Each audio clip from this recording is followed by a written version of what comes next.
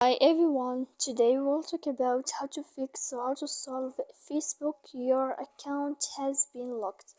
To know how to fix or how to solve Facebook your account has been locked, you should just go to settings like this. We will click.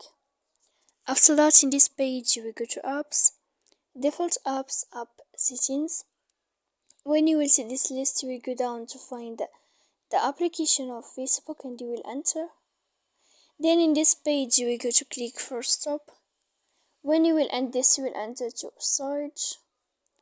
After that you will click clear cache. Then you will go to click clear data. And when you will end all this stuff here, as you see, you can update your application. So please don't forget to support us by like and subscribe.